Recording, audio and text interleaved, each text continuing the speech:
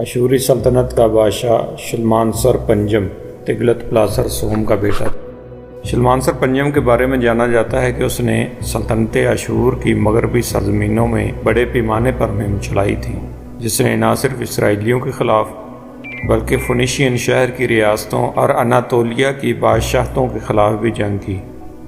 اگرچہ اس نے کامیابی کے ساتھ کچھ زمینوں کو اشوری سلطنت میں شامل کر لیا، لیکن اس کی مہمات کے نتیجے میں کئی سال تک طویل محاصرے ہوئے، جن میں سے کچھ تو اس کے دور حکومت کے اختتام پر بھی کامیاب نہ ہو سکے۔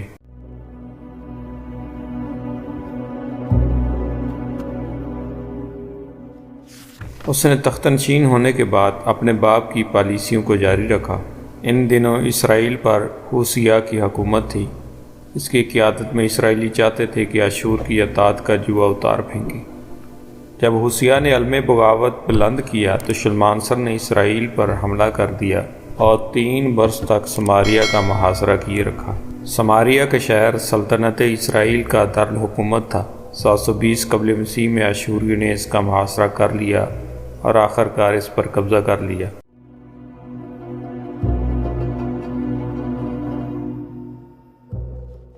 شہر کے زوال سے اسرائیل کی بادشاہت کا خاتمہ ہوا اور سماریہ ایک اشوری صوبہ بن گیا۔ فتح کے بعد تقریباً 30,000 لوگوں کو ملک بدر کر کے اشوری سلطنت میں دوبارہ آباد کر دیا گیا، جیسا کہ اشوری اپنے طریقے کے مطابق شکست خوردہ دشمنوں کی ملک بدری کے ساتھ دوسری جگہوں پر دوبارہ جبری آباد کاری کے ذریعے کے لیے مشہور تھے، تاکہ پھر کوئی بغاوت نہ پنپ سکے۔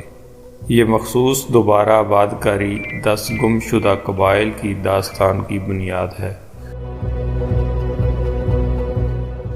سارگون دوم اس کی فوج میں جرنیل تھا۔ اس نے شلمانسر کو معزول کر کے 722 قبل مسیح میں تخت پر غاصبانہ قبضہ کر لیا اور اشوریہ میں ایک نئے حکمران خاندان کی بنیاد رکھی۔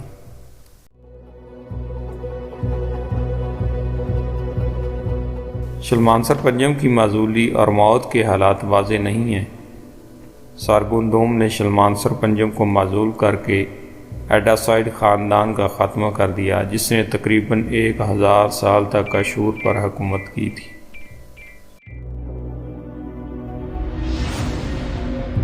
سارگون دوم اپنی روایات میں لکھتا ہے کہ اس نے سماریہ کو فتح کیا تھا، مگر محققین کا خیال ہے کہ در حقیقت اس شہر کو فتح تو شلمانسر پنجم ہی نے کیا تھا، لیکن سارگون نے تخت پر قابض ہونے کے بعد اس فتح کو اپنے کھاتے میں ڈال دیا۔ اس بارے میں تفصیلی بحث موجود ہے کہ سماریہ پر قبضہ کرنے والا اشوری بادشاہ شلمانسر پنجم تھا یا سارگون دوم۔ بابل کی کرونیکل اور بائبل دونوں میں واضح طور پر شہر کی فتح کو شلمانسر سے منسوب کیا ہے، جبکہ بائبل میں 3 سال تک جاری رہنے والے محاصرے کا ریکارڈ موجود ہے۔ لیکن سارگون نے اپنے متعدد احتجاجات میں دعویٰ کیا ہے کہ اس نے اسے فتح کیا۔ سارگون دوم 722 قبل مسیح تا 705 قبل مسیح سے اشوریہ کے آخری شاہی خاندان کا سلسلہ شروع ہوتا ہے۔ اس کے بعد اس کے 4 جانشینوں کے عہد میں اشوری سلطنت بے حد عروج کو پہنچی۔ انہی دنوں بائبل میں مردوک بلدان نامی ایک شخص نے اپنی بادشاہت کا اعلان کر دیا۔ اسے ہمسایہ ایلامیوں کی تائید و حمایت حاصل تھی، اس لیے آغاز میں سارگون اس بغاوت کو دبانے میں ناکام رہا۔ 12 سال کی کوشش پہم کے بعد 710 قبل مسیح میں سارگون اسے شکست دینے میں کامیاب ہو سکا۔ مردوک شکست کھا کر ایلام کی طرف بھاگ گیا۔ اس کے بعد کلدانی قبائل کو اشوریوں کے انتقام کا نشانہ بننا پڑا۔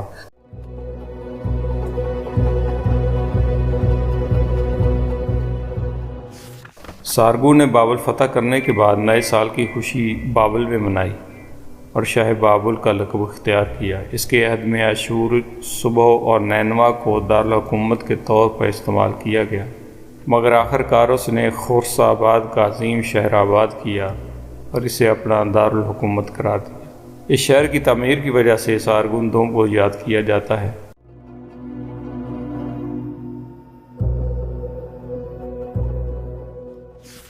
711 قبل مسیح میں اس نے اشدود کے خلاف مہم چلائی۔ عہد نامہ عتیق کی کتاب یسایہ میں شاید اس کا ذکر آیا ہے۔ سارگون دوم ایک جنگ میں 705 قبل مسیح میں کام آیا اور اس کی عہد حکومت کا اچانک خاتمہ ہو گیا۔